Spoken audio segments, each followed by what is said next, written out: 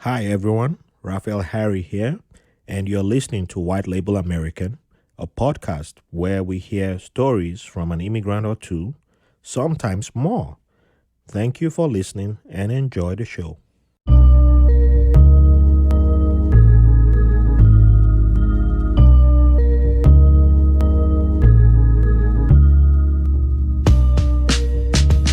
Welcome to another episode of White Label American. Thank you all for joining us today. I would like to give a shout out to my Patreons for your support and for helping us build community. Thank you to each and every one of you. And for everyone listening, if you'd like to join us, here's an invite for you to join us and help us build community and help us go forward, because we're just getting started still and we have not yet where we want to be. So please join us. You can also get our t-shirts at vetclothing.com. And if you can't right now, we understand things are hard. It's not easy. The pandemic is still happening. But you can also show support, either giving us 5 stars, liking, sharing, spread the gospel around your friends, loved ones. Push us out there, okay? Without wasting your time, let's jump to today's guest. I have one of the good friends of this podcast. She's also a fellow podcaster. And we're going to our neighbors up north. So another white label Canadian today, I guess. I've given a little spoiler, but that's all the spoilers I'll give. So today's guest is someone with a background in mechanical engineering. She works as in healthcare, in the IT sector of healthcare as a product specialist associate. But there's so much more to this person, who is a fantastic woman.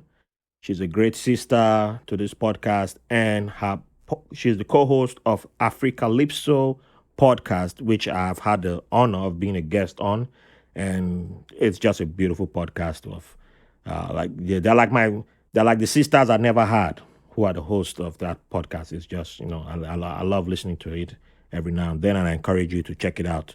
So without wasting your time, I welcome Matilda Bakare.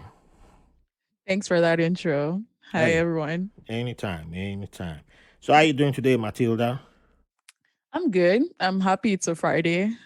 It's still cold here, but you know what? It's fine. It's Friday. Has I'll your take has it. your has your weather been going cold and warm, like here in Yeah, New like York? last week. Oh, I think we have somewhat similar weathers, but I think we have more snow. But last week it was really good. It was like proper spring, but then now it's back to being cold. Yeah, it was like spring, and then not like what? Nope. It's like real spring. Yeah, I'm take off all the winter. Let me put on my shorts, and Some I'm people almost take out their winter tires even. oh yeah, you guys do winter tires. Yeah, you guys are. Oh, you guys don't? I don't know what that is. I've heard about it. Wow. But I think in Germany too they do that. I'm like, yeah. Well, I'm not. We're not that gangster yet. Maybe upstate New York. No, we're not. We're not.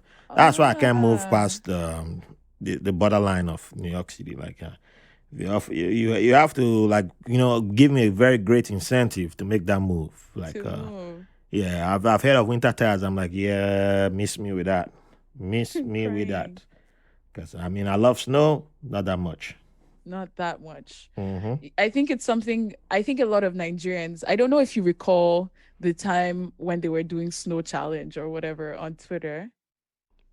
No, I think I may have. Was it when somebody? I know there was somebody posted a video of a car themselves in. driving somewhere in Canada, and Mm-hmm. it was just like a field, white field, and then he's Mm-hmm. noticed there was something moving in the middle, and they were like, if they offer you a visa to come here, will you still come? People were like, yes.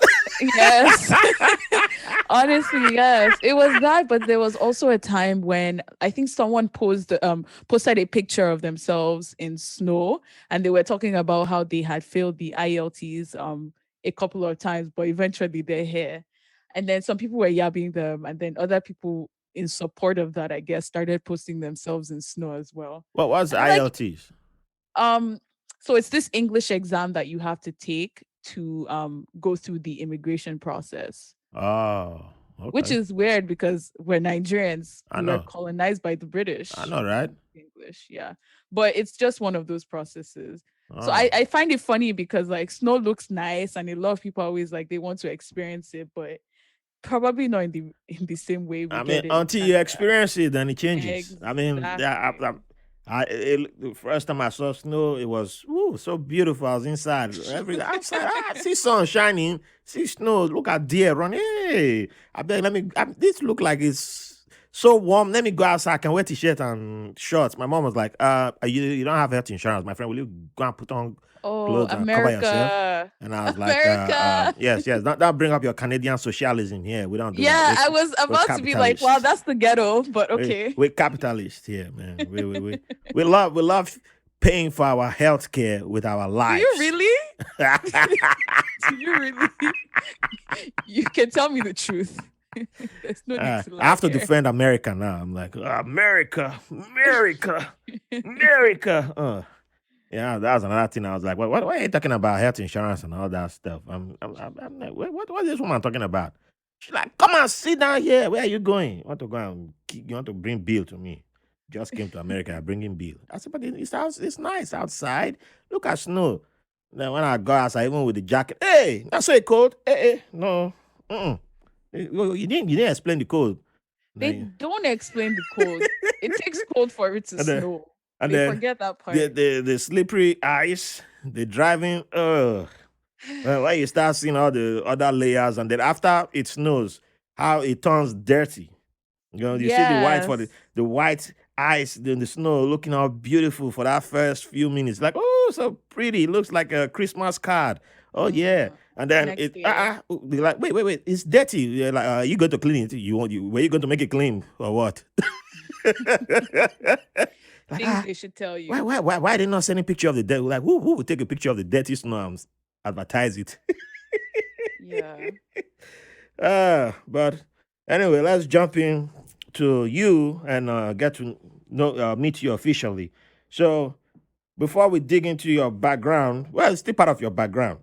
Mm-hmm. Your name, Matilda Bakare. It's really your last name, Bakare. The most the back. I've known a lot of Bakaris, but I Mm-hmm. can't recall when and where. But the last Bakare I recall is Is it the the pastor? pastor, yeah, because he was in the news Uh again yesterday. So, and I watched what did one of he the news. do? Well, I think he was talking about it was still God that told him about Buhari.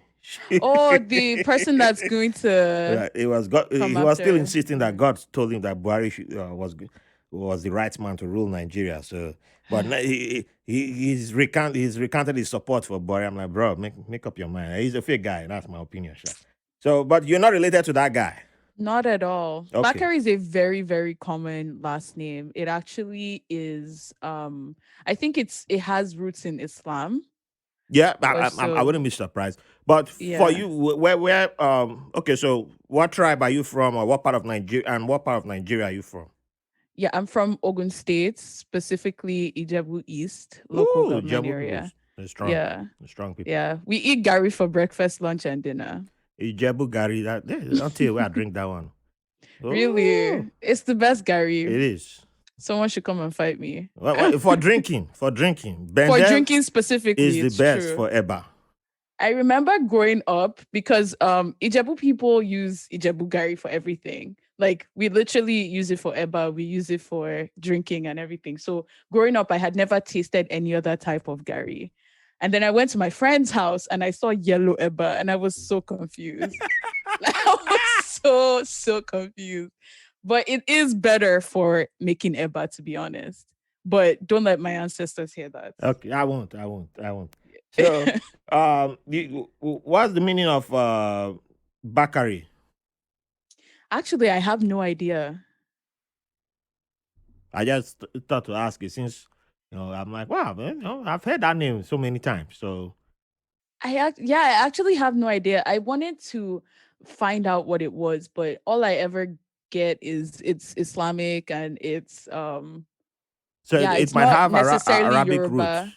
It has Arabic roots, but I Oh, don't okay. know that it's one of those names that have Islamic roots, Mm-hmm. but then Islam that has spread to other countries and they make it theirs because it's Yeah. primarily like you're not going to say Bakare outside the Yoruba tribe. Mm-hmm.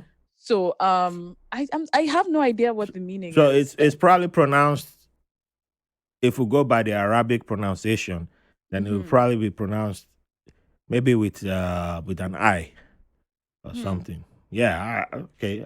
I'll You look that just up. threw that out to me. I'm gonna look into it. I've Yeah. never I been just one thought about to. that. I just thought about that. Like, maybe. Yeah. So you're one of the few Yorubas that I know that have a first name that's considered English, Yes. because Yorubas are very loyal to Yoruba names. They Yes. stick to it. So, is there a story behind your names? I think I understand it because even my parents have English names as well, both of Okay. them. But I think it's because my family, although we have my great grandfather was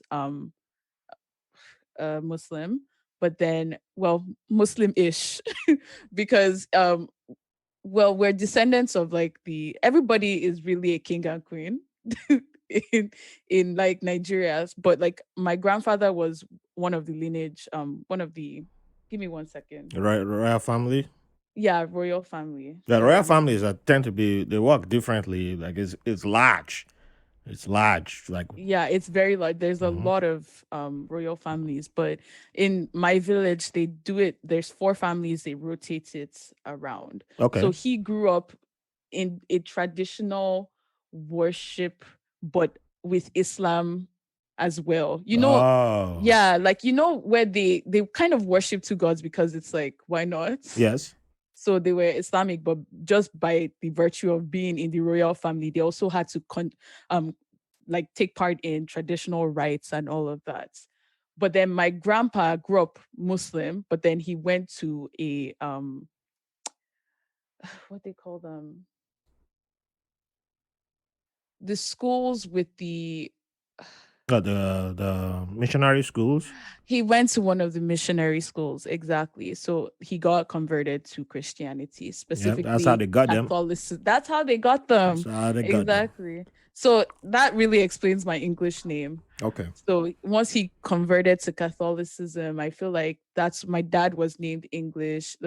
Like he had an English name. His middle name is Yoruba as well, but then I think after my dad, it's probably an attempt to not have me go through life difficultly. I think that's the thought process of a lot of Nigerian parents in their generation. I feel like they want you to have an ease moving through the world kind of thing. So they want to give you an English name and a Yoruba name so that like you can go by Matilda and it's like easy for the colonizers. And that's my thought process. I've never actually asked them, Mm. but I have a Yoruba middle name, but I've never gone by that. Do you want Yeah, to share that, or you can? yeah, for sure. It's Okay. Adeola. Adela. Yeah, it means crown of wealth. Hmm. That's why I'm rich. I know. I know. I was about to ask for that check. But yeah, that's very interesting because I've never actually thought about my names meaning anything, because I feel like when you grow up with Yoruba names like your first name and last name, Yeah. a lot of people ascribe that to their being, um like their personalities. I had a friend, Nifemi, and like she was like, a lot of people always love me and stuff like that, but she felt like it had to do with her name. And to Hmm. clarify, her Nifemi means like to have love for you. And Oh, then, okay. but the full name is Oluwa Nifemi, which is God loves me. But then it's short form Nifemi. So I think Yoruba people really, really care about names, but I think that was probably lost in tradition in my own lineage, probably. So my I names think are just the name thing spreads across um, tribes and ethnic groups. yeah. But yep, me, I don't think I would have even paid attention to my name if I hadn't come across the book of names that my I think it was my elder sister that had that book, and I was about 11 ish, 10 between 10 and 12. Mm-hmm. So Yeah, I just started reading all the names, so I got to know the meaning of my first name and then my last name. And so my first name was a Hebrew name, and then my last name Mm-hmm. was technically Celt, Celtic, Celtic or Mm-hmm. Celtic. And yeah, of course, obviously, in that kind of book wouldn't have Ijo names in it. So Yeah. Yeah. then a few years later, it occurred to me to ask my mom, like, "Hey, what about my Ijo name?" And then I found out that what my Ijo name meant. I was like, "Oh, okay, so only life means nothing supersedes. Nothing is two meanings. Either nothing is greater or nothing supersedes God, which is technically the same thing." Yeah. Yeah. Did you ever go by that name? Only life. I have families that I have people call me Laifa is the short of only Laifa. But that's Okay. like you have to earn it. Oh, I see. Like one of my aunts calls me that, and then there used to be a girl who had a crush on me. That was like, yeah, she always Igbo girl who had a crush on me in New Jersey. And she used to Mhm. always call me Laifa, Laifa. I'm like, yeah, yeah, That's how they get you. yeah, Yeah. yeah. Of course, she got me. She got me real good. She got me real good. Igbo girls, they used to know how to get me at one point in time. They One still do. has my favorite hoodie up to now. Just forget the hoodie. Yeah, It's I hers won't. now. She's my childhood friend. She came to Yeah. New York when it was cold and they didn't know she needs something to cover. I said, oh, let me wear a hoodie. This girl, I got you. I was staying in front of me. I will call her after this episode. Like, give me my hoodie. Oh.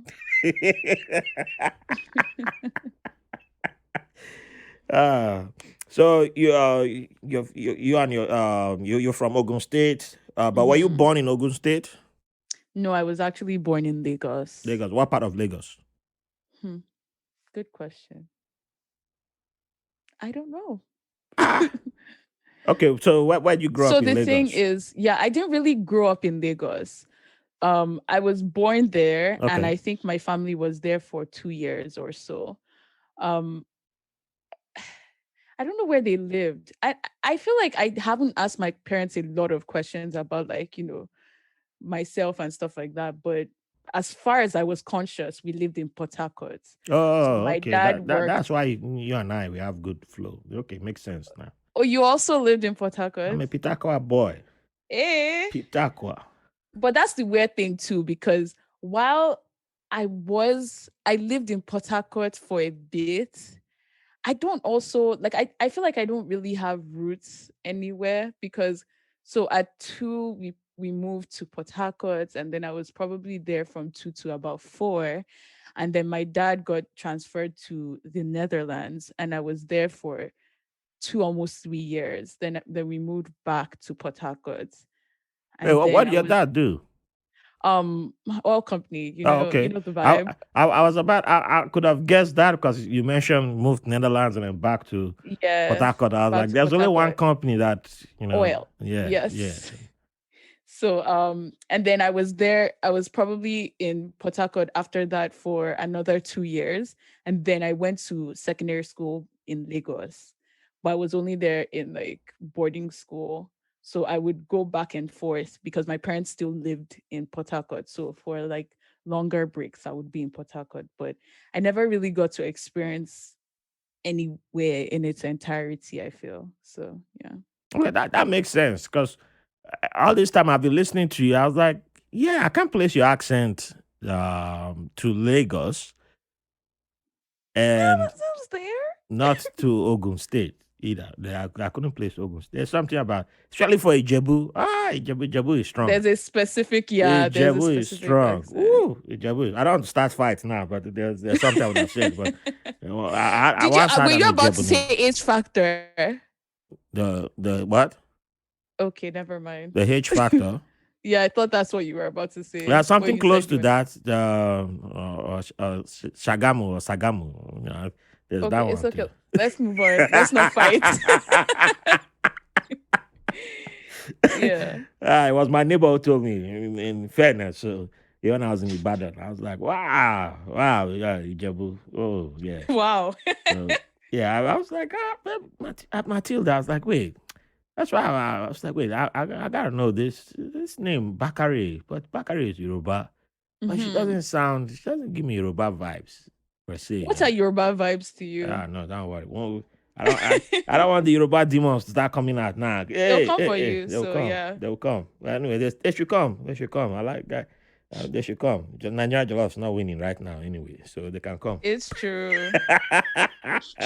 I eat all jollof, so you take I concern me. actually exclusive. I like Ghanaian jollof. Like I don't mind it. It doesn't taste like the Hey, jollof I know, but hey, it's not bad. hey, hey. Yoruba demons, you know who to go after now. Not I. Okay, so now being that you moved around a lot, what will you consider your favorite childhood memory, and where is that from? Oh wow. Um, I would say um it's really weird because I don't have a very good memory of my childhood. And I have this conversation with my friend who remembers things from literally when he was 2. Mm-hmm. But for me, I don't know if there's something maybe traumatic, I don't know, that I might have experienced, or maybe just moving around a lot made it really hard to pinpoint things in my memory. But I can say the second time we moved to Port Harcourt, in primary school, my mom used to come for me late, like come to pick me up late. So there were kids that their parents always came to pick them late, that they put us in the gatehouse. So I and a friend would sneak away and go behind the school buildings. And it was this place with a lot of like high tension, like wires and Yes. stuff like that. But we were kids. We really didn't know that it was dangerous. So we used to go there literally after school every day. We'd go play, we'd go pick snails. We used to collect snails, put them in mass sets and kind of like open air so they'd survive and stuff like that. And then I guess that ended when the big auntie in quotes, that was the name of the principal. We were just coming out and she saw us coming out from the place and said, no, no, no, come here. Where I was trying to run back.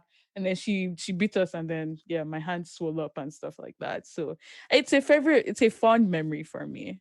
It's just kids being kids when life was serious, simple, and I didn't realize we were that close to death, but having fun still. Yeah. Right. In Nigeria, there's so many times, and I think if we are able to have full access to the videotape of our childhood, we'll probably see that we've been close to death a lot more times than we ever considered. Yeah. Yeah. So, yeah, and I remember the first time. I think they forgot to come pick me up. I was in Jos, and they had me. There was They forgot. yeah, well, that I think so. I think so because it was read that school had closed, and Hmm. it was a police primary school, and I was in nursery school. I was like last the last class in nursery school before, that you graduate into primary school from, Yeah. and they didn't. Nobody had come to pick me up, and at the end of the day, there were only two kids left at school, myself and a girl.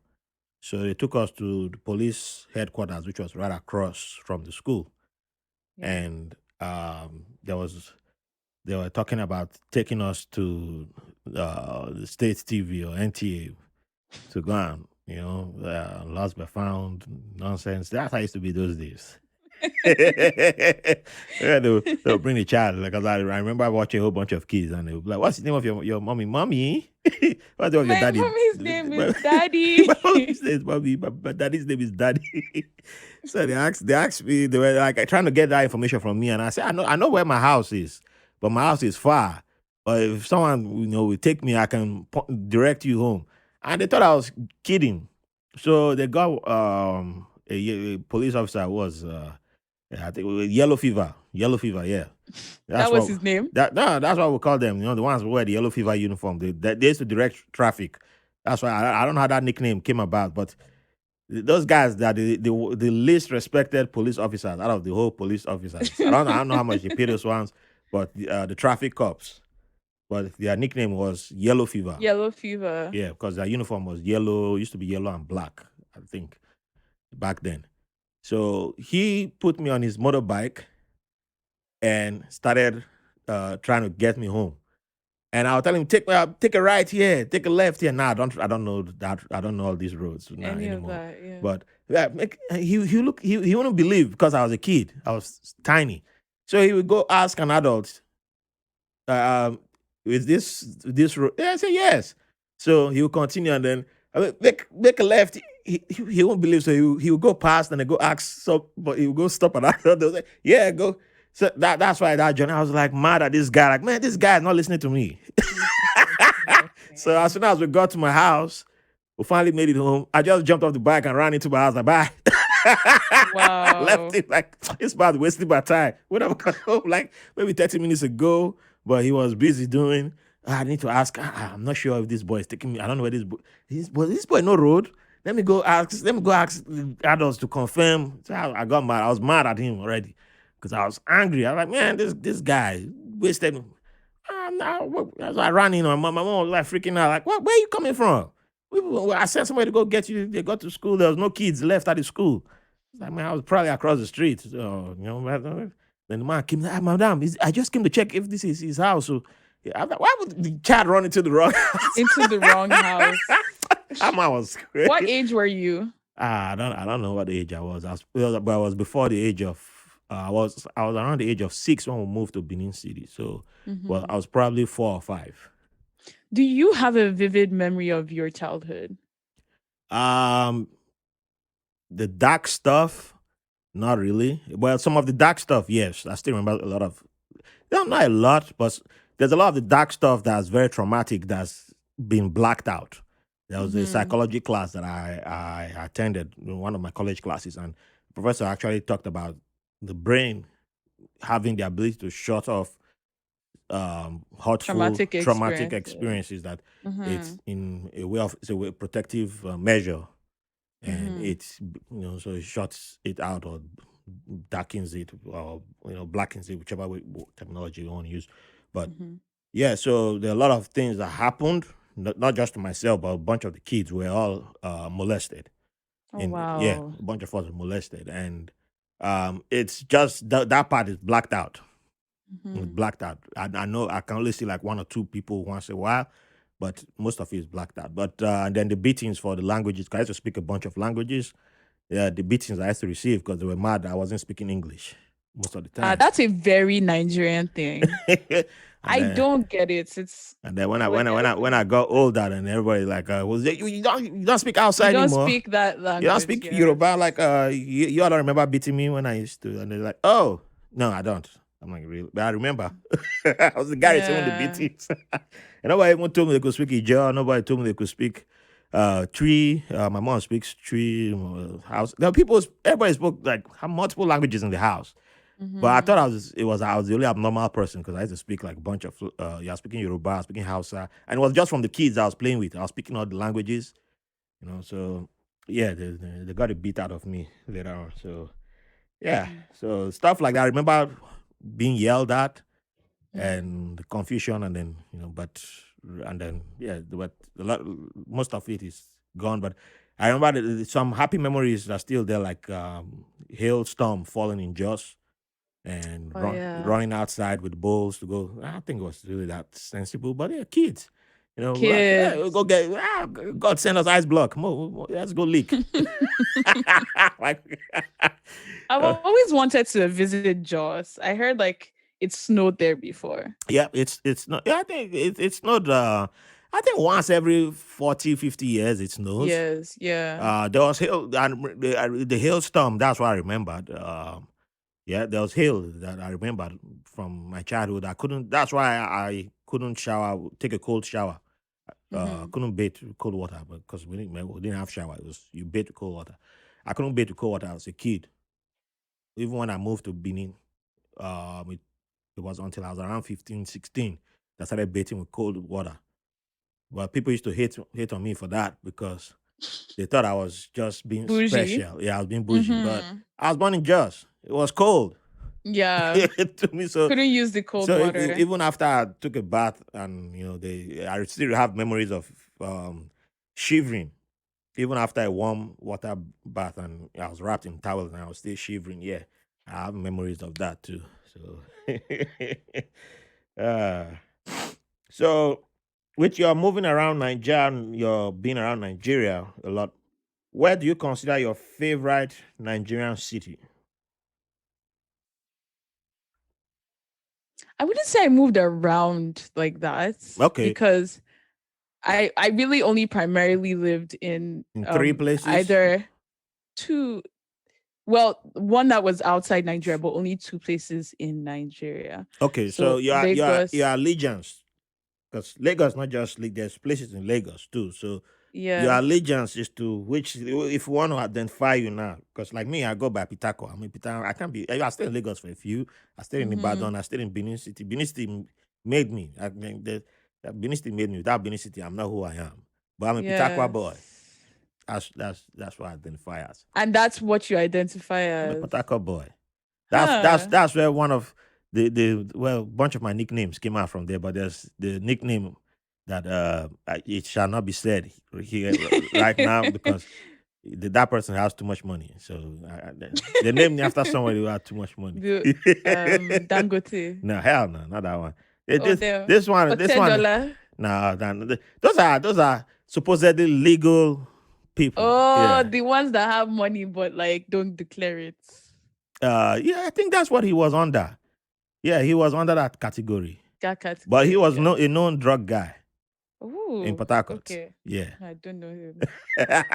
That's why I don't identify as Port Harcourt, because I don't every time I'm in my parents' house, I'm very kind of sheltered. Like there isn't, and Port Harcourt is not safe.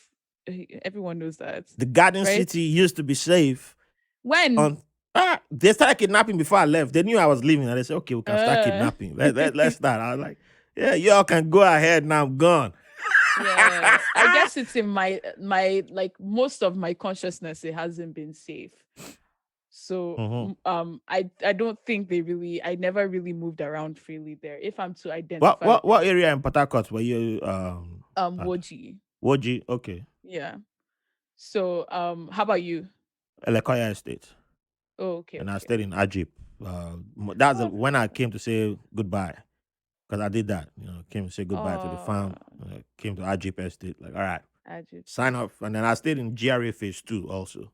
Okay, Yeah. okay. Around that area. Yeah, by Waterline. Yeah. Yeah. Yeah. I never, yeah, I was very sheltered in Port Harcourt. So even though I understand it to an extent, I wouldn't say I really identify with it, because sometimes when I hear things about Port Harcourt, I'm like, huh, did I not know that? I would say I really identify with Lagos, specifically Magodo, because that's where my school was, and then Okay. my auntie also lived there. So after like on midterm shorter breaks, we Mm-hmm. would go to her place. And because she was really busy, and she's like my mom's older sister, my mom is the youngest, so I think her kids were like much older, so she wasn't in that caregiver role or anything. So she'd open her house up, but after that, that's your business. You fend for yourself. Like she makes sure you eat and Yeah. everything, but then after that you entertain yourself, you do everything for yourself. So I got the chance to move around that estate and that area, and really, I guess those were also the years that I was like my developmental years, I would say. So Mm. I pretty much identify with Magodo Magodo. in Lagos. So, Yeah. is that the name of the estate? Is that Yeah, it's an estate. okay? It's I've on the mainland. okay. I was just trying to recall if I had been that way. 'Cause I walk out Lagos small. I walk out Lagos Yeah. small. Um, it's the name sounds familiar, but I'm just Yeah. checking my It's pretty database. close to Ikeja. Okay. Oh, Yeah. oh. Okay. I might know one yeah boy in Atlanta. I think that might be where he was staying. Yeah. My classmate in Ibadan. He still owes me like 10 bottles of champagne. Yeah boy. Anyway, we'll move on to more This is positive how you people. identify people. Oh yeah, The things they owe you. it's the type that promised since he came to America before me, but before I left Nigeria, he was the type who was like, when you come to America, I got you, man, I got you, and I was like, okay. I arrived in America, like, I got you, bro. Hey, we need to come to New York. I will take you to a club. I was in Virginia Then you there. came. I was like, well, okay, when you want to fly? I was saying ticket. That was like 2008. I was saying Mad. ticket. And I went to Middle East, came back. Where are you? Where are you, man? Let me come and spoil you. You have not been spoiled in America. I said, yeah, my brother. I don't know what to tell you again because I'm still waiting for the ticket. Then I moved to New York. I'm in New York. But boy, I live in Atlanta now. Come to Atlanta. I said, you know what, bros? Just, as they say, it is well. Just be it is well with you. It is well. Now, he still does that, though. He will call me out of the blue tomorrow. My guy, when are you coming? Let me treat you. Have you will drink like 10 bottles of champagne. Why will I drink 10 bottles of champagne? What do I do? 10 bottles of, I'm old now. I drink one bottle, I'll fall asleep. Wow. Old age. Old age, it's real. I beg. No do. A guy. But yeah, he'll be hyping me on the phone. I'm like, I didn't ask you anymore. Just give me the plane ticket. It's not expensive. He's like, you want where your email? Give me your email. Text her. Nah. I say, okay. Yeah. As if you didn't have my email all these years. I haven't changed it. Yeah, I think he was the one at Magodo. I was like, I know that name. Yeah. He said close to Ikeja because I was, taking buses. Lagos. Man, forget. They're bringing some memories now. I love the city. It's busy and it's lively. There's always something to do. I just wish they would do better. Like the government would do better. It's time for Lagos to It, expand, I to mean, be honest. Lagos should have. I mean, if they just had those years, like the Tinubu years, all those Mhm. guys, if they had When you say half those a years, I don't get because Tinubu is still running Lagos. well, yeah, I agree. But what I meant is from the Tinubu years, right? Mhm. If you just had, some uh, take like the people who have ruled Ghana, like if you just had half of them, in those people like, but corruption, like forget corruption because corruption is everywhere. It's not like this. Yes. But I lived in Bahrain. Bahrain is smaller than Lagos. The whole country is smaller than Lagos. And if you go to Bahrain, you see why like the Nigerians who are there, they love it because it looks exactly like Nigeria without the I must take 95% of the budget into my pocket because Mhm. this is not my chance. This is not my chance until the next person and then next person repeats the same thing. But is there corruption in Bahrain? Hell yeah. There's corruption. There's a whole lot of things that are messed up with the society. But the little that they still did, it's like you just look at it, it's like this is look like Nigeria. This looks Mhm. like Nigeria with people Good who were like, let me governance. just do what I'm supposed to do. And Yeah. I'll still so maybe I'll take 40% of the budget or 35% of the budget, I put it in my pocket. That's what it looked Yeah. like. Then you're like, man. You're like, hi. It's truly That is sad. just so yeah. So Lagos, like there's no reason why Lagos shouldn't have a metro system. Lagos Yeah. should have had that. And then the last gubernatorial election, there was a guy who was talking about that for like when they were talking about Lagos being crowded and everybody like, I will build house, I will build road. You can't build. How many roads will you build? You can't build roads Yeah, it's not about that anymore. You can't anymore. build roads anymore. You can where the road you're gonna build. You can't. Yeah. But this guy was talking about we need a metro system. He was comparing Lagos to the most one of the most crowded cities in the world, Bali, Indonesia, and he said that's literally the same thing, but they have a functioning railway system.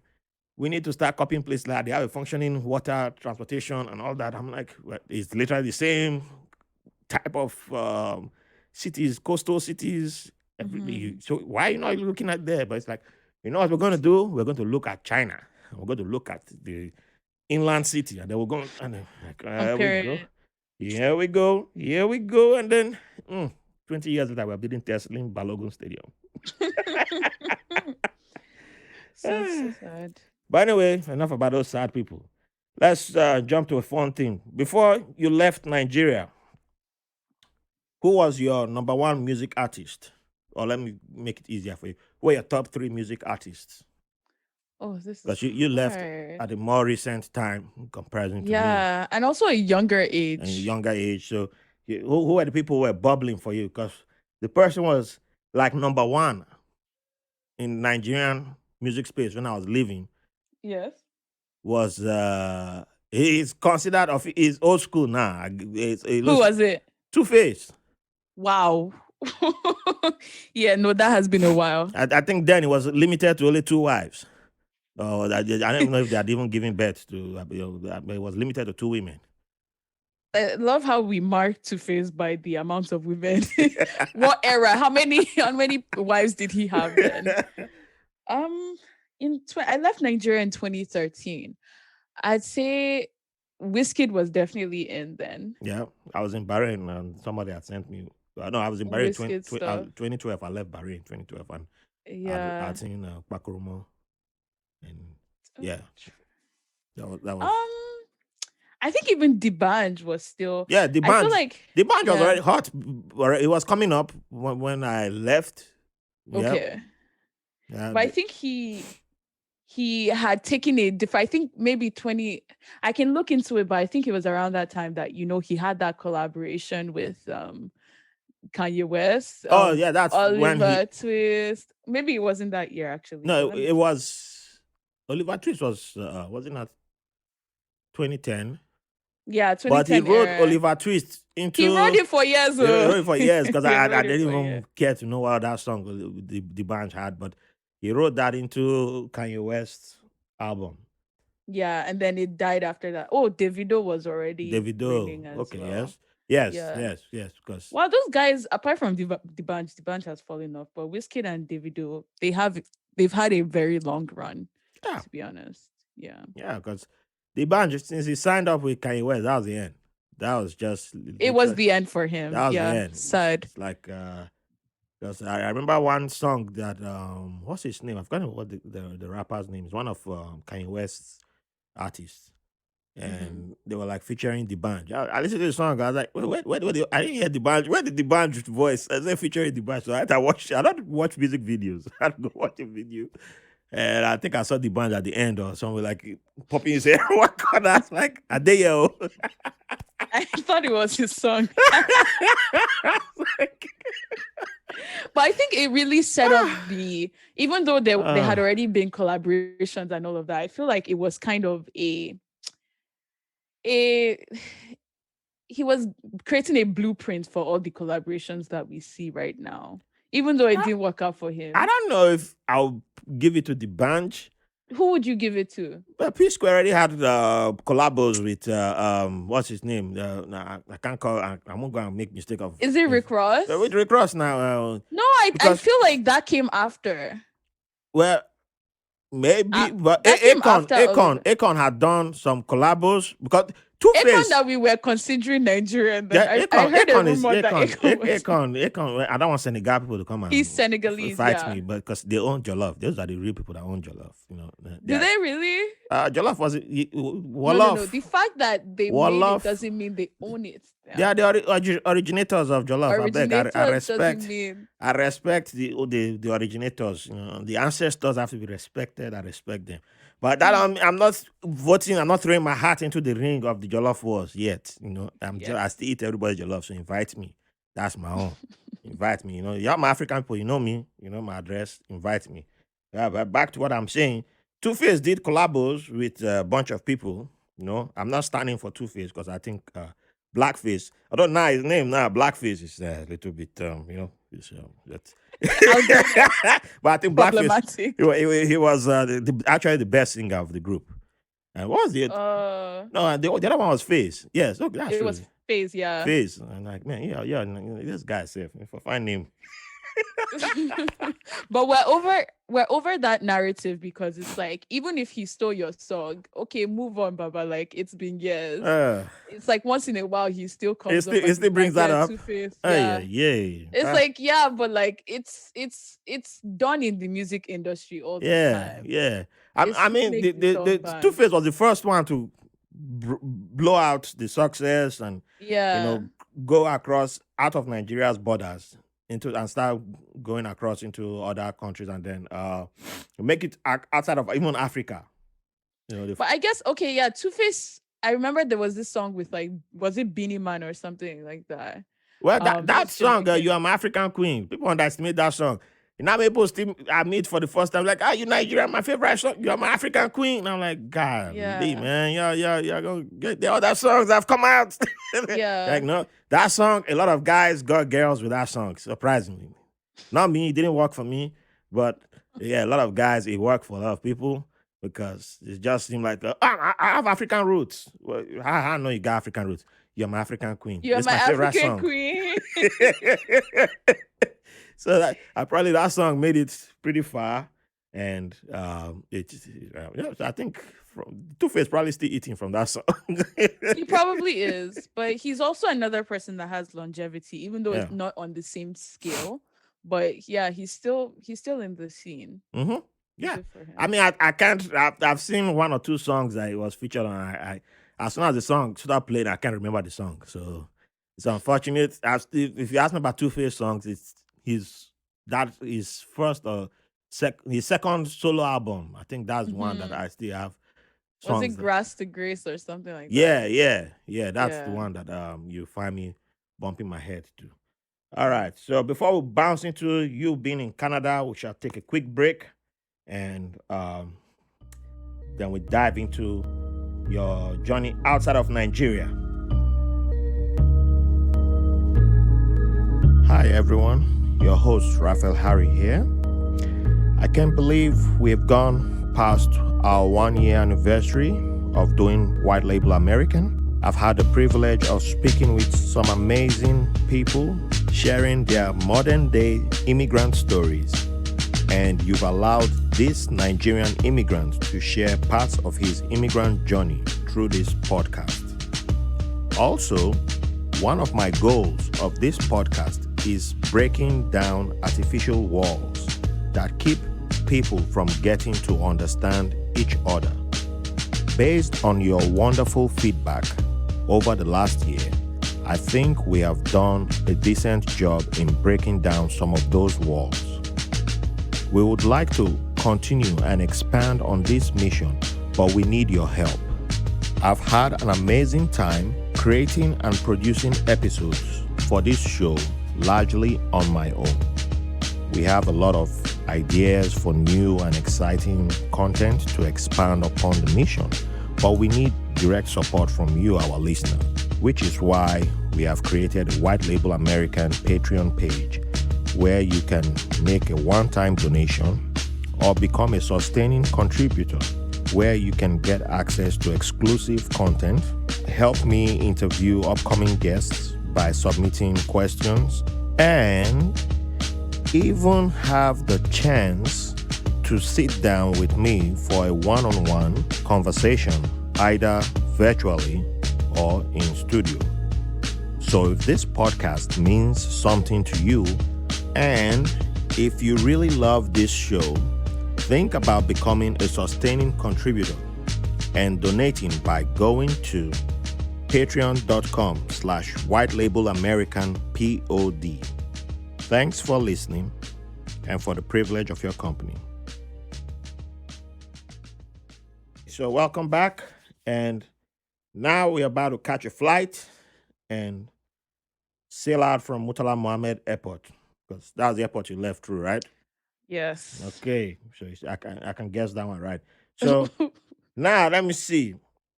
Okay, so unlike most people who've been on this podcast, they flew to the United States, and you still flew to the Northeast, but to our neighbors up north. So what airline did you catch? Hmm. I think it was. Does KLM come to Canada? I think so. KLM goes everywhere. Yeah, I think it was KLM. So you stopped at Schiphol in Amsterdam. Yeah. Okay, so yeah, all right. Welcome to the family. you're like the majority on this podcast. I don't know what KLM did to us. You know, KLM just gonna sponsor this podcast. It's like Yeah, they're good KLM at was everything. our go to flight for you're leaving. Okay, come on, KLM, Come, just come. come on, just Come come. on, KLM. Come. We'll take you. We'll take you wherever you're going. Immigrants transporters. I know someone who, when he was leaving, well, the only difference that he was one of those who they brought to Nigeria when he was around age 4. He was born here in the United States. Then they brought him to Nigeria at age 4.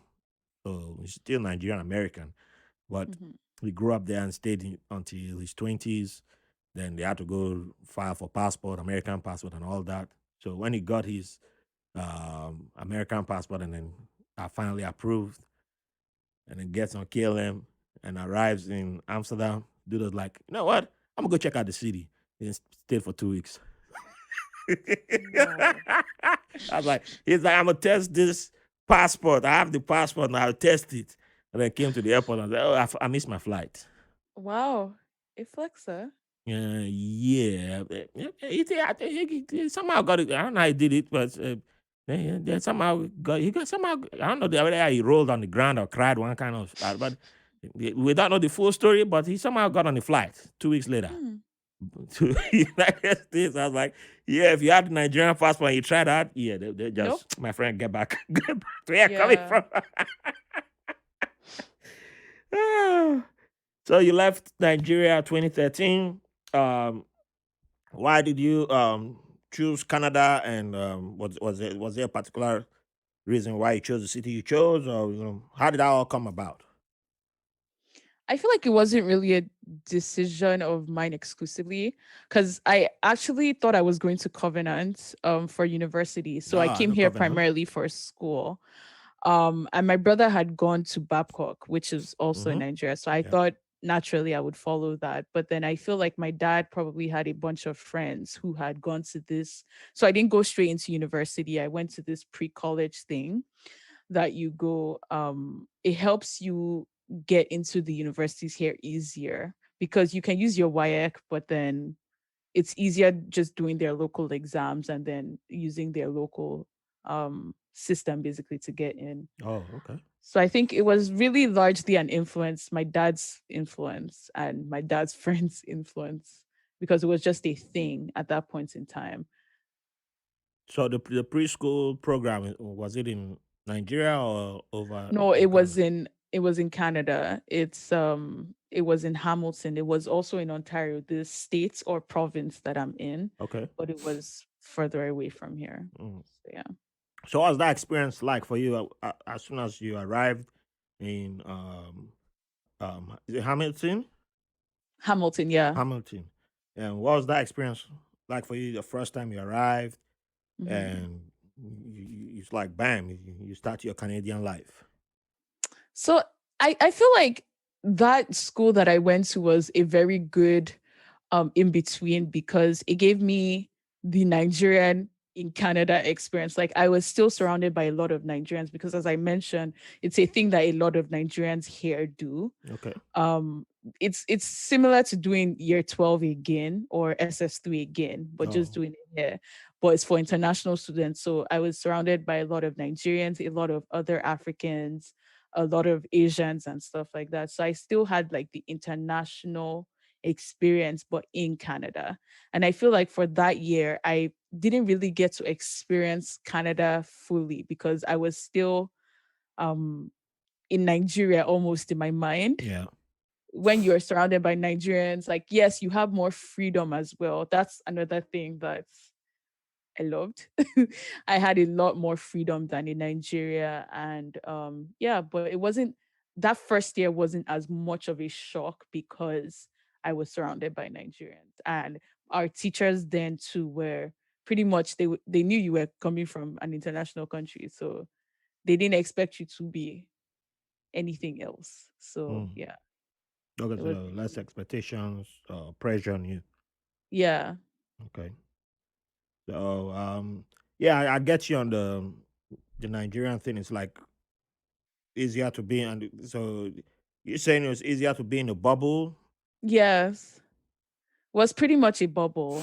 And I find that even now, so there was a point in time that I pretty much branched out and started having more non-Nigerian friends, and not that first year. I meant Mm-hmm. like at some point in university, and I got to experience more of Canada. But now I'm going back, especially in the pandemic, Yeah. going back to having more Nigerian friends, and I'm realizing that like like you're you're able to live like you're in not you're in Canada, but your mind is kind of thinking somewhat Nigerian to an extent because you're still influenced by the society you're in and everything. But right now, my everyday like talking people I talk to, people that I go out with and stuff like that are Nigerians. So yeah. So there's a pretty big Nigerian community where you are.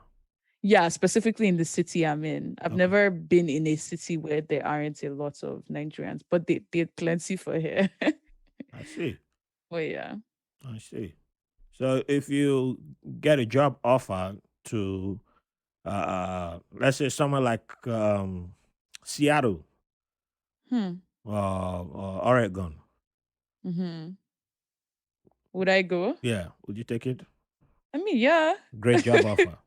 Yeah, I would go. Like, yeah, I'm already not at home. That's the way I think. I don't even currently I don't actually know where home is. And I think that's a an issue I've always had Hmm. because we've moved around and stuff like that. And I don't really remember a place where I was at for long enough to be like, this is my home. So if I got an offer really anywhere, we move.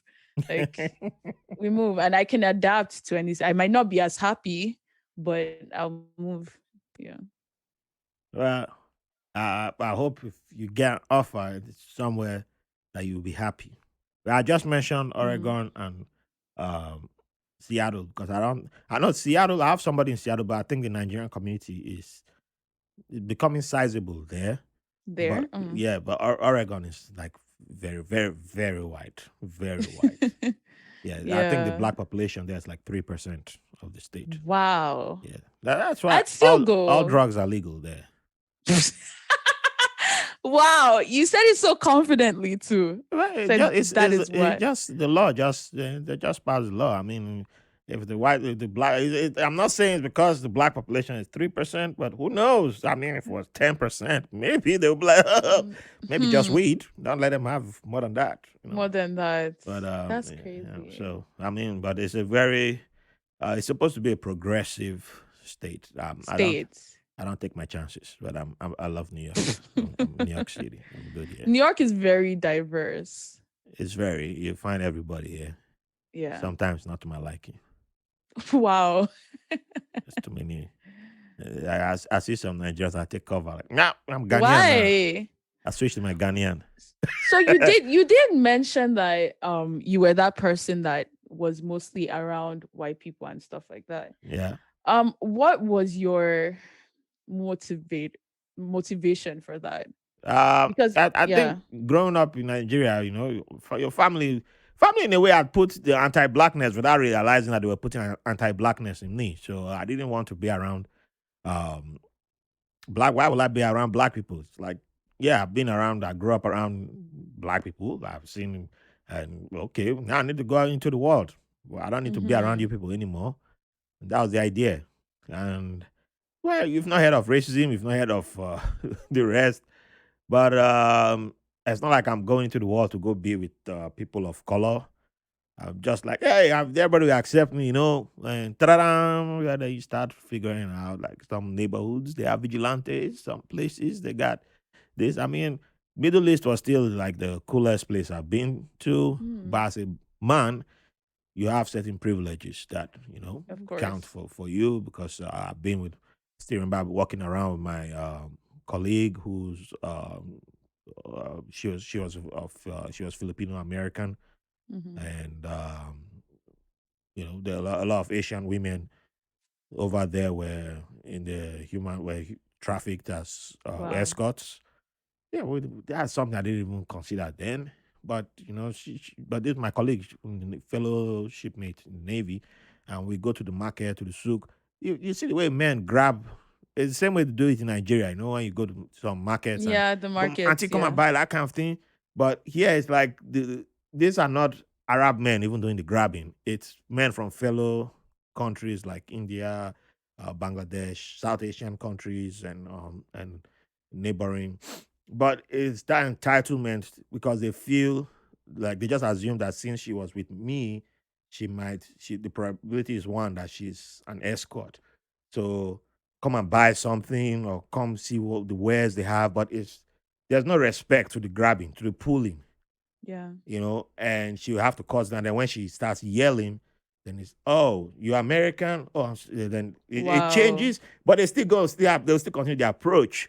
And Mm-hmm. as a guy, then I was out of tune with it. Like, hey, yeah, because I've seen something like that in Nigeria. So I'm like, eh, just let them be. I'm just like, but it didn't make sense to. I didn't get it when most of my um, shipmates who are women would be like, "Hey, are you free? I want to go to the souk to go buy stuff. We just need a Mm. guy to follow us."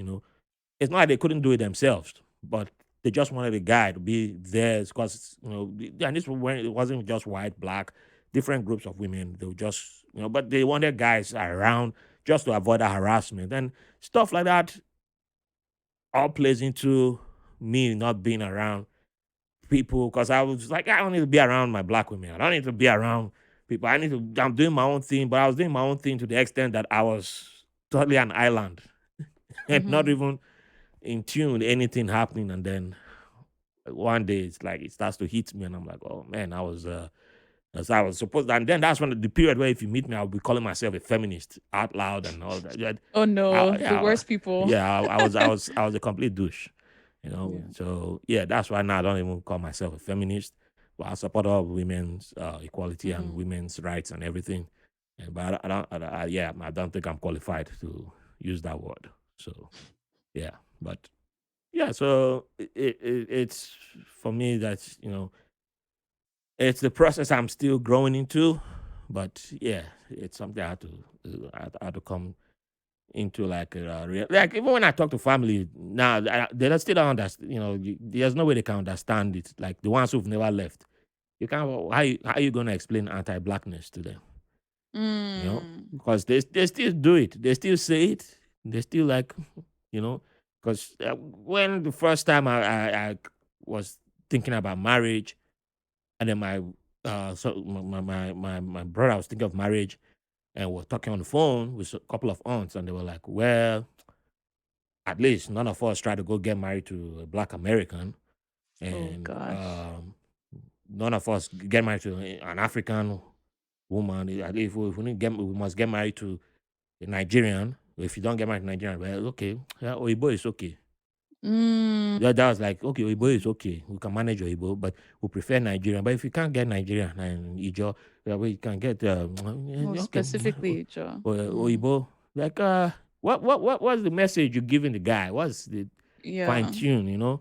And that has no reason why I'm with who I am with today because I had already Mm-hmm. broken off that link a long time ago. So yeah, it's something that I had to recognize myself and look in the mirror and be Yeah. like, yeah, this guy is not as cool as he once thought he was. Mm-hmm. So I guess while people were looking for familiarity, because that's definitely what I did. Hmm. It wasn't a conscious thing. It's just a thing that happened because you have similar interests and stuff like that. And similar mannerisms, I think. Yeah, For you, it was you didn't like that. So you definitely sought whatever was opposite to that. exactly. Yeah, I mean, trying to Mm, sort for the opposite, I ended up with the extreme because I yeah. never thought that there would be an extreme. An extreme. Yeah, Yeah. I didn't realize that there was an extreme that existed, and then I found the extreme. So, yeah, and even at that same time, I was still the guy who created an all African group in while we're in Bahrain. That clubs in Bahrain started begging. I don't know how they got my number, but they started calling me like, "Hey, bring your party to our club. Bring it to our club. My friend, we have. Come. We'll give you my club. Don't even pay. We'll give you. Come bring your party Wow. because we started a party on someone's rooftop, and they were Africans who were higher ranked than myself. But I was bringing all the Africans tend to just meet me, and I collect their number. And then I asked this guy, like, where you from? He said, Togo. I was like, oh, there's another Togolese on the base. He said, I've been here for 5 years. I've never met any. other guy from who was born in the Mm. same country like myself. I was like, this guy has been here for 4 years. So how come two of you have never met? This is a small base. And I put two of them together. They're both high ranked guys. Mm-hmm. And they're like, wow, man, thank you. I never knew I had a brother. So happy. So they're like, come, lunch. Come for lunch at my place. And we're having lunch. And they were, I was like, we should do something like this. Because I know the Senegalese, I know the South Sudanese, but I have to go meet all of them separately. So I was like, why don't we just bring everybody together? You all meet each other, know each other. And if someone Mm-hmm. needs help, we can help them out. I just said, but I was still in that mind frame of hanging out with the extreme white. Yeah. But at the same time, I did this without knowing what I was doing. And they were like, what do you need? I said, if you guys have more resources than I do, so give me the assistance I need, I'll take care of the logistics. I'm a logistics guy. And Mm-hmm. that's how we started the first African party. Unfortunately, by the time I left, it collapsed. But Mm. it became huge. It became huge that, yeah, I still have photos and all that stuff. And we shut down the club. And that's The how club. P Square, all the Nigerian music, but I got music from other countries, African music playing. And it was fun when you see the DJ play music from South Africa. And that's how I knew. I was like, South African people are in this country. South African girls jump. My music, my country music. I was like, oh, wow. Wow. We met people from, first I met a black Libyan. That was the first time. She told me she was French. I was like, oh, nice Mm-hmm. to meet you. And then she walked away. And then someone was like, oh, you met the Libyan sister. And then they played music from, I think, an Arab song. And then she jumped and started dancing. And they told her I was the guy that organized the thing. And the attitude changed. Mm. The footballers, volleyballers, a whole bunch of people were introduced to me. They're all Africans. But my mindset was not that I was, finding familiarity with my own people. But now I understand why people gravitated towards me. I probably would have done it a lot different, where Mm-hmm. it would have been stronger than when I was leaving, because I was begging them, because I knew they were fighting, because there was already the Mm-hmm. francophone versus the Oh anglophone, yes. and the Spanish one was on their own gang. I was like cliques, and it's like one of my biggest disappointments ever, Mm-hmm. because at the last party there were I saw men crying. These are men. Uh-uh. One of the Cameroonian guys came there and was crying. I said, "Bro, this party. As soon as you leave, this is the last time we'll all be in the same room together celebrating." Uh, And I was like, I thought he was joking, but by the next party, the fighting had gotten so big that, yeah, to this day they don't talk. None of them talk. Like even the ones who do the same job in the Navy, they don't talk. They all talk to me directly. but They not to each they other. can't talk to each Yeah. other. So yeah, so it's sad. But if I had known who I was, I probably would have done a much better job than I did a great job, but it would have been much better. Could have been better. Yeah, Yeah. yeah. So that issue of not knowing who you are, I think that's part of it too. Mm-hmm. So yeah, I think that's part of the reason why I just took a break from the whole thing. Ended up in Brooklyn too. Like it was so much responsibility, but now if I get to do it again, yeah, I know what to do. To do. Yeah.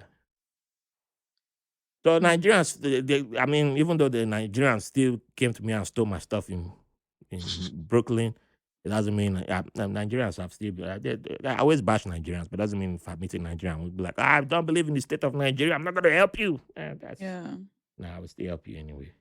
It's and I won't cross the street just because I see Nigerian.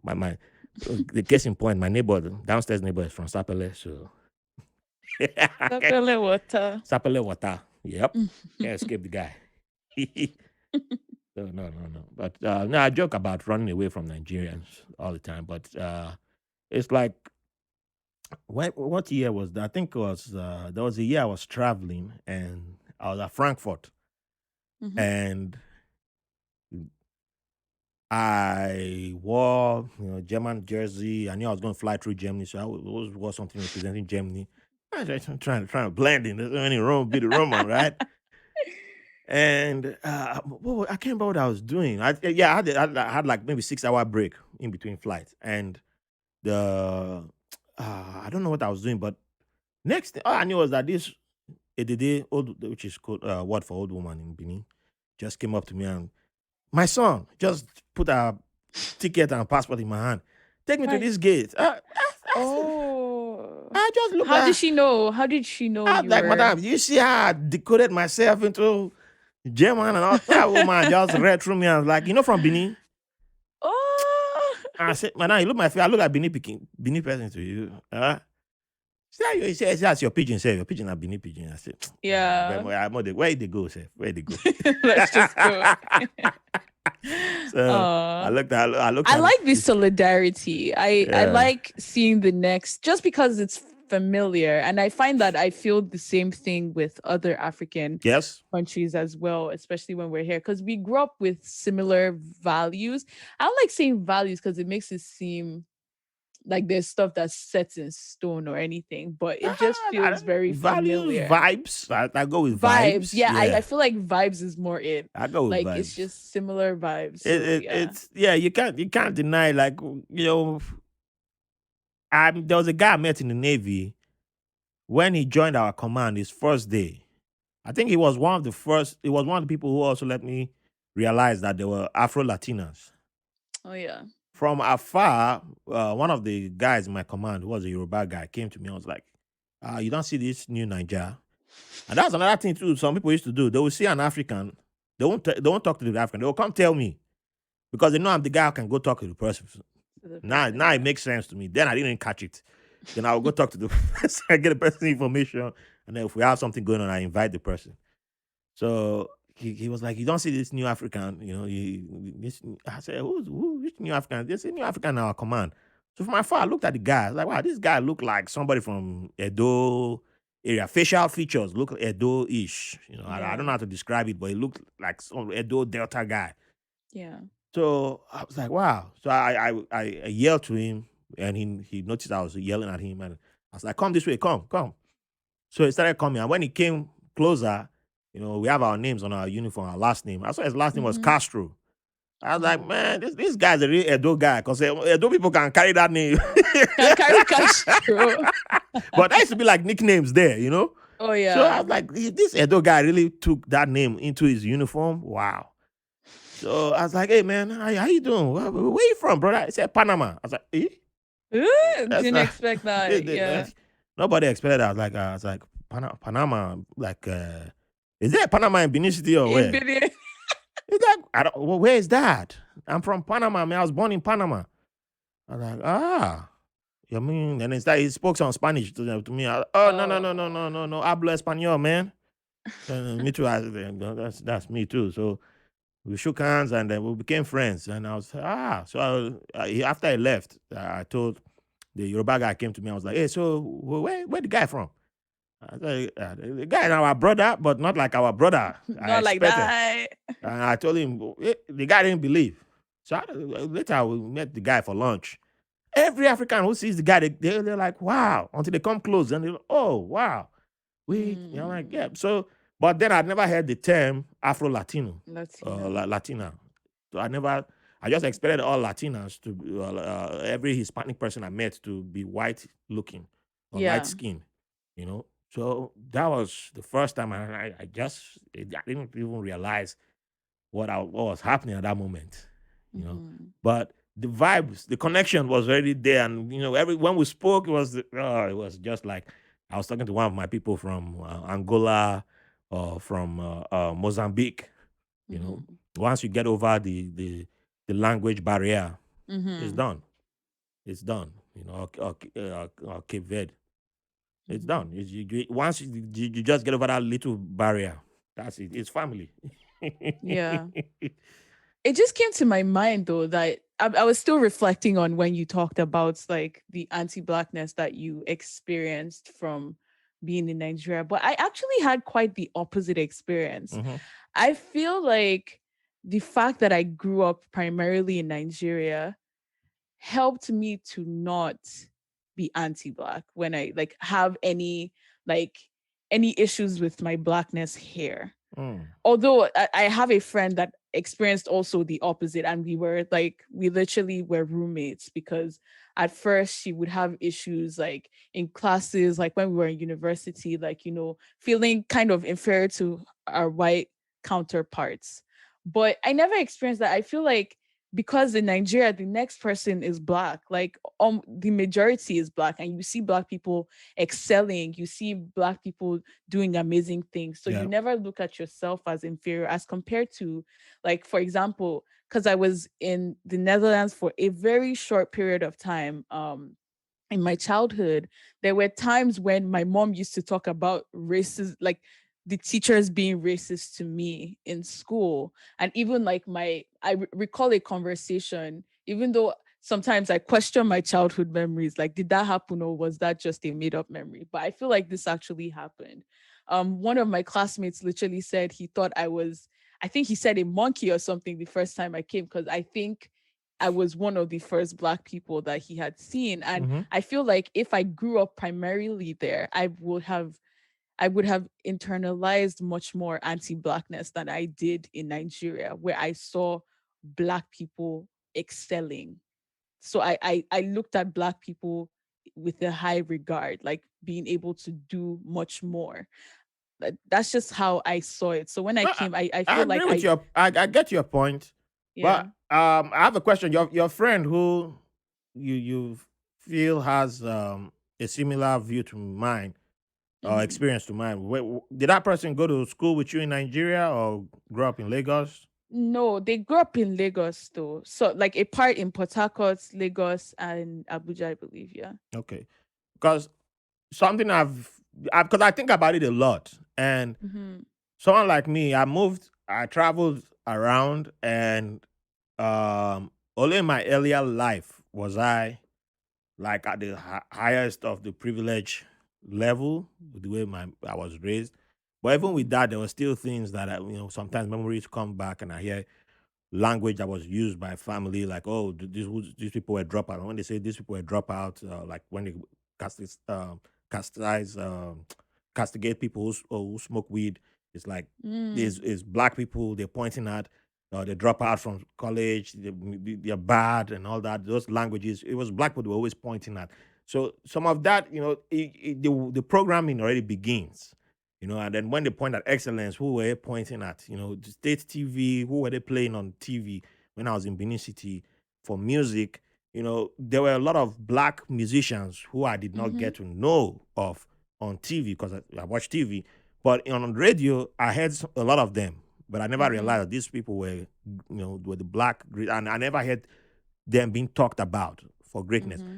Now, when I look to my interactions with certain people I started meeting along the way, especially when I started hanging out in the hoods, I became the black Republican, black conservative, because I had developed this need to defend conservatism from the background I'd come from and from the ideology I'd been fed.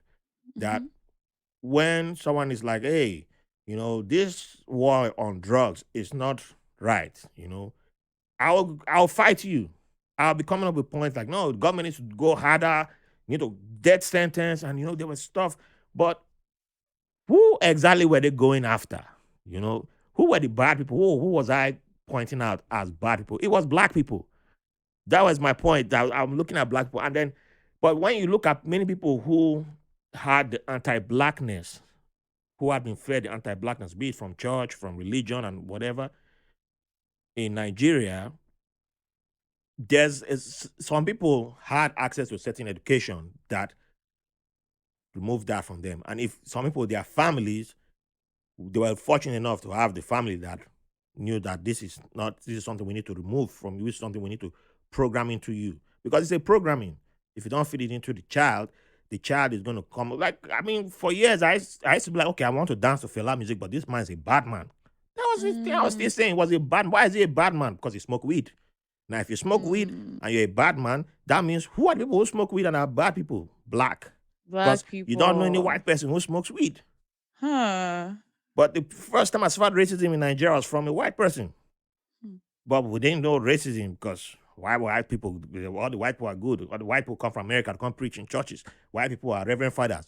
White people are, and you start seeing glorifying whiteness to another level Mm-hmm. without realizing that anti-blackness is there because you start looking for appreciation for the white gaze. Mm-hmm. You're feeding into that. And it's all this, you see it in even our government. You see the way our government behaves. Look at when Macron visited Nigeria, and you see how celebrities jump The up way and down. they're Kim acting. Kardashian visited Nigeria. Oh, everybody start Wow. behaving like, Yeah. you're like, what are you, why are you behaving like, you won't behave like that if a black, the first time Beyonce visited, you saw it was toned down a little bit. I mean, there were still people overdoing it, but you saw the difference. I remember when Jay-Z Mm-hmm. came the first time, people still were measured because it's a black. You feel like I want to show my equal. Look, even when they Mm-hmm. challenge 50 cents, that those days, you want to show you're equal because you see a black person. You want to show I can raise shoulder to a black guy. But you want Mm-hmm. to raise shoulder if it was Eminem. You want to try to challenge Eminem if that was because you see whiteness is treated differently. Mm-hmm. And we don't understand. It's not something we talk about because there are so many ways, there's so many layers to it To it. Yeah. that we just sometimes think, oh, I've passed this layer, so I've made it now. Because there are times when I think that okay, I've corrected it here, then I realize that I'm still, I still haven't There's corrected. still more. There's still Yeah. more that so it has eaten, Yeah. and so that's why I still claim I'm deprogramming myself. But I Yes. still have to keep talking about it and I'm mentioning it. And if we all do a real check, we notice that even from our textbooks, you see that it's in there in our school It's in there. books. Yes. So if it's Yes. already in our school books, then you've already been programmed one way or the other. So you already Mm-hmm. the battle has begun that you have to fight against it. So even if your parents are telling you, and then it's like, oh, but my textbook said this, my Bible said this, my Quran Mm-hmm. said this, and then you start adding all of that together. Mm-hmm. You know, that's how we fight. It's very interesting. I think I still need to do like a background, like a deeper reflection because like I'm not saying that I'm devoid of like anti-blackness because I definitely know it's in there. There was even a time in university that I was really struggling because like learning wasn't easy. Like in Nigeria, learning was very easy for me. I was comfortable. These were my people basically. Mm-hmm. I felt at home. But then when I got to university, so you know how I said the first year was in an international school, so like everybody was also away from their own like native land. But Yeah. then I went to university and the majority are white people. And you're in class and then you try to ask a question and then everybody's saying, huh? Mm-hmm. Sorry, I can't hear you. So then in first year, I was quiet. Like I literally didn't ask questions, Yeah. especially because the classes are huger in first year. And then I just realized like I wasn't doing as well as like I probably would have done. I'm also pretty social and I wasn't really looking to socialize. Okay, second year I did, but then I just felt like I wasn't thriving as much as I would thrive in Nigeria. And I was asking, is it that like white people are actually more smart? Like Mm. I was asking, sorry, are they smarter? And now that I think back at it, it's a stupid claim because it was just the societal, like they're in their comfort zone as Yes. compared to me who is not. So because I'm like the more I'm able to be in this society, the more I have some anti-black views, but then I'm able to think deeper and disprove them basically because I still have so many examples of black people doing much more amazing things or like being on equal plane basically. Like so I just feel like I don't know what it was that made me oblivious of like that white superiority thing in Nigeria because I don't feel like I really ever experienced it. But it's very interesting. Yeah. Yeah. Well, we shall definitely do one episode where maybe we will just do an episode where we just talk about anti-blackness, the whole episode. Yeah. Yeah, it's there. Ah, Like we even talked like I'm a black woman and like we yeah. talked about wearing weaves and like straightening your hair and stuff like Oh, that. I used to be one of those guys that was like, why black women wear weaves? Wear your natural hair. And then they Ah, like, I mean, then like, why is it what is my business there? What? And then but I'm still the guy who is she wearing weaves? Is she wearing natural hair? Did mm-hmm. she cut her hair? Is she wearing hijab? Whatever. I'm still going, woo, oh baby, baby. How are Yeah. you? I'm still gonna whistle, and I was still, hey, baby, you want my number? I'm still then. Then I'll still go online and start complaining about our About women don't have pride in themselves. You need to be an African. I'm like, wait, wait, wait, uh, wait. Then what exactly are you doing? What are you doing, man? What are you doing? yeah. So, but all that is also rooted in anti-blackness. It It is. It is. is It rooted. is. So there's a whole lot of language that we use, and even the fact that we feel bold enough to come after black women. Like we know it's a different energy we use to attack black women. Mhm. It's also Yeah. part of anti-blackness. It Yeah. is There's because just so much. I feel yeah, like our society definitely has to do a complete restructuring to be devoid of that. But until then, we'll get there. we'll get We'll there get there. The eventually. more we keep talking about it, and I believe it still falls on us men to keep calling it out and keep saying it, and not be afraid to say, "Hey, this exists." Because Mm-hmm. if we, a lot of people act like it's a woman's problem. It's not a woman's problem. It's us. It's It's us. us men, especially who we are the ones who perpetrate it the most. So we have to Mm. call it out, and women have figured it out a long time ago. And I don't think so Well, actually, the because majority of women.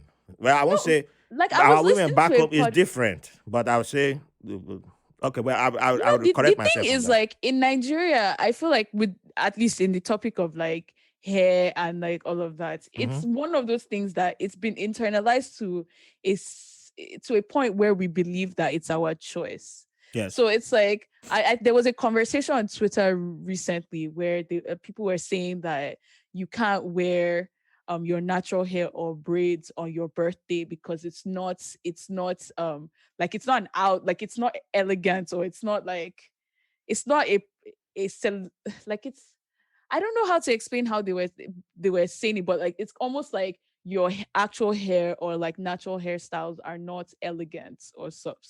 So wearing a weave, straight hair and everything. But people were like, how can you say the hair that grows from my head Hmm. cannot be worn on events and stuff? So it was just, yeah, Well, that the conversation. the final thing I'll say on that is that Twitter arguments.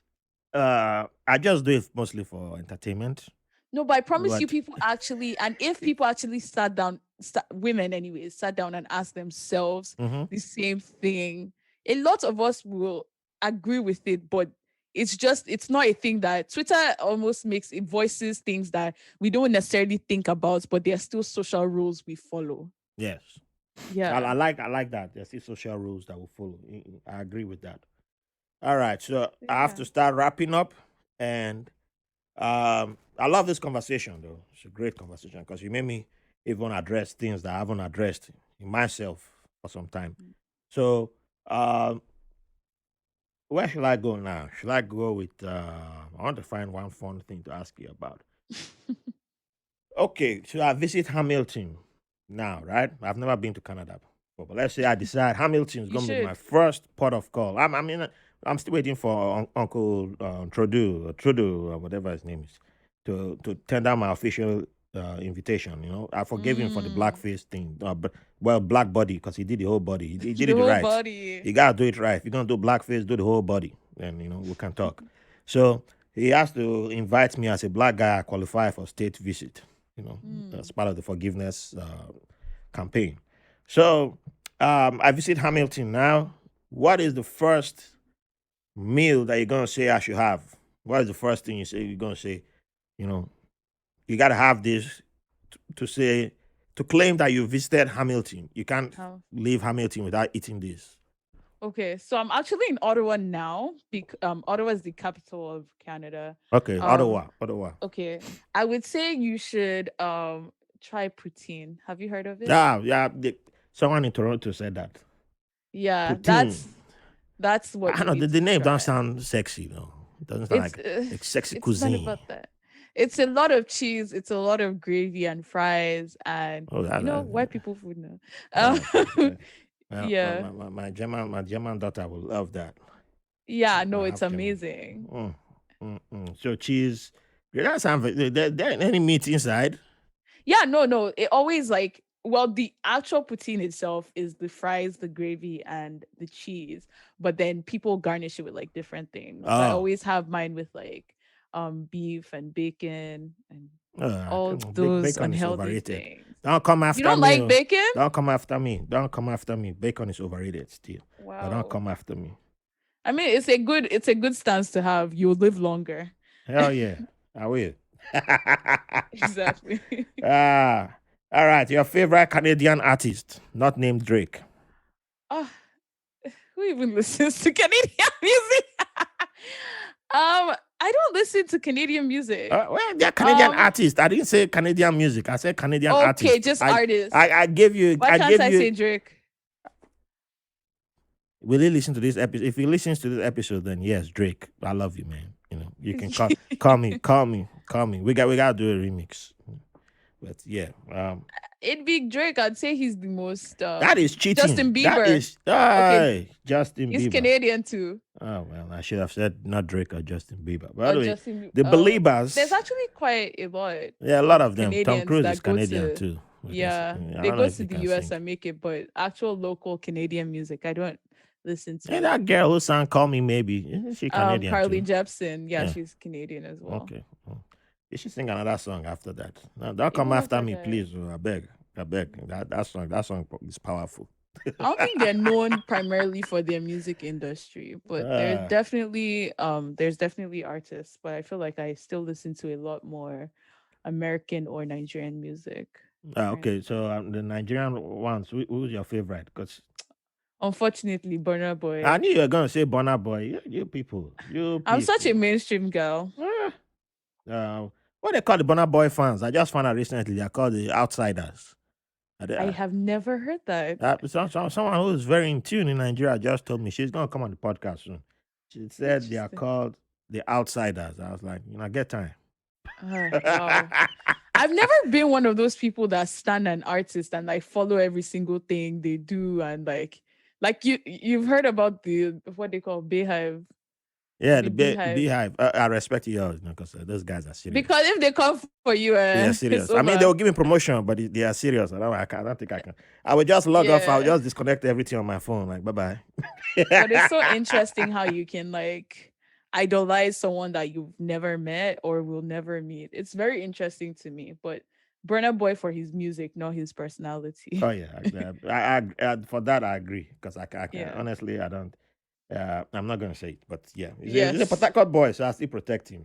Oh my! I remember when Burna Boy was still coming up. I was in Port Harcourt then, and my friends that were very very very Port Harcourt, they literally be like, there's my guy, and like they used to pass him in like with CDs, like pass him around the CDs, like they'll give you a USB with his music and stuff Wow. like that. So he was very much Port Harcourt back then, and it was very interesting to see him blow up to the level that he has Yep, I'm reached happy. now. That's why I'm happy for him. Yeah, because it's good to see a Potako. Because I was thinking of Duncan Mighty as a Potako. That's a Potako boy that That was the started face blowing up, of and I was like, because yeah. I still play that song. I'm a Potako son. Yeah, that's like, yeah, that's the, yeah. Even my madam knows that one now. My daughter, like, yeah, when I want to, yeah, that's the Potako anthem in the house. Even though I'm not a query, but I'll still play it. Yeah, Mm-hmm. you have an amazing podcast, and we didn't even talk about that. You know, we have to give your podcast some shine. So let's Hey, let's talk about your podcast a little bit. You know, okay. yeah, I know we're almost done on time. Sorry about that, but um, yes, Africalypso podcast. How did you come about that name? And why Africalypso? Hmm. Well, there's a Lagbaja song called Africalypso. Hmm, So that's when another you're guy looking too. for yeah, oh Lagbaja was like my childhood. Conco I loved below. I loved him. That song might be too. I don't know if you're old enough for that song, but that song For is Coco Below, come yes, on. Come yes. on. Yes, and I'm just, I don't know, No, he's a classic. And then it's kind of like the rhythm of Africa because there's like calypso the dance and everything. But it was at a point we started podcast at a point where I was just reading some Nigerian and African books in general. I took a year off school to move to a new city and work. And I had a lot of free time, didn't know anyone in the city. That's why I said if I move to a new city I might be unhappy because I Hmm, realized I'm a people person, yes, so I want familiar people, not new people. um and I was kind of lonely, so I started listening to a lot of podcasts and reading a lot of books, and I was like, there's so much missing in our history and about our society that we I feel like we don't talk about. And I was like, I can definitely start a podcast. And yeah, I talked to two of my friends, and well, one of my friend at that point, and then the second co-host joined. That's So great. that's how it started. That's great. And so, what do you guys focus on Africa Lipso? For those who don't know. A multitude of things. We just like to rotate between three main like pillar points. So one is history, even though those require a lot of research, so we don't do as much of it, but we still try to drop it in there. And then we also try to banter, because our audience is primarily Nigerian, and Nigerians don't like being, and I'm generalizing, I mean Nigerians as a whole, life Yeah. is already very hard. Mm-hmm. So even I, who listens to a lot of podcasts and serious podcasts, which is when I ask myself which is easier to listen to, it's like podcasts where they're not really talking about serious things. Yeah. So we try to, when we're talking about society or we're talking about history, we try to add banter to it so that it's heavy things but delivered lightly. True. um and then we also talk about, finances, because the idea was also to develop a community of like Nigerians but also Africans in general, learning from each other and stuff like that. So yeah, that's basically what we do. We cover a wide range of topics, but we always find a way to tie it back to Nigeria or Africa in general. Yep. And I can testify to that. You listen to an episode, you're just gonna go straight and give them 5 stars immediately. Like, yeah, Oh, thank you. these women know what they're doing, and it's a fun podcast to listen to. So, you said you did some readings, and oh, before you jump to that, there's something you mentioned about moving to a new city, and you were unhappy. It reminded me of some of the mistakes that I made, which I think when I moved to New York and Hmm. Brooklyn, one of the difference in comparison to every other place that I moved to was that I didn't just decide to make myself an island. I Hmm. utilized social network like the way I should have utilized it in other Hmm. places. So and I did meetups, and that's how I got two wonderful friends who I consider my sisters in New York to this day. And I intentionally said I was going to look for people outside my bubble, and because otherwise my bubble was just going to be strictly military. When I moved to New York, it was strictly military and then some soccer fans. And Hmm. I just said I needed something to change that, and I guess I was already beginning to change the person that I had been for a long time without realizing, without saying that officially to myself. So I just wanted to put that out there for anyone who's moving to a new city or migrating to a new country. Uh, you can find community online, and I'm Yes. not saying it's online like to go join groups like go back to your country, that kind of, no. I mean online as in your neighborhood where you are, and it can be an easy way to break the ice and blend into start warming your way into wherever you are instead of feeling lonely. Yeah. It helped me a lot in New York, and I never have said this before, but I just realized that that was something that made me feel at home in New York, Hmm. because I did it and I started enjoying doing something like that. And then I didn't, not all the experiences were great, but I met people and okay, I'm not going to hang out with these people. I'm not going to do this. But with time, when I met the right people, I was like, yes, these are the people I want to be with. These are the people I want to be around, Hmm. and now I've developed a relationship that is a relationship for life. They Yeah. even moved out of United States for about 2 years and came back, and we were always in touch, and so sometimes you never know what can happen, but you know, Yeah. so it's something that I know someone else with a podcast for immigrants, and she always preaches that too. So it's Yes. something that I It's always so forget to say. important. Yeah. I think as immigrants, it's not something that we talk about enough, but there's a loneliness that comes with being in a new area. You don't really have family, because I don't Mm-hmm. really have family here. You don't always have friends like that. I mean, it just requires putting yourself out there, as Yeah. you said. Yeah. I think it's because I knew that I was there for just a little over a year. Hmm. So I didn't take advantage of all these things that you're saying. Yeah, Like I I would don't think we, still we try do. to, We don't. yeah. We do because it's also none of us knew. We weren't expecting. No, and if someone had nobody told me to do this, but Mhm. I've been chasing women online for years. That's just the honest truth. Without Yeah. realizing that same tool I was using to chase women, I could have used it to Make make friends friends, and all as of in that. real friends, instead of going for one night Mhm. stands and all this stuff. So Mhm. it's just crazy how we have the tools, but we don't really We know don't how to use use it. it. We just use them for short term goals, and and Mhm.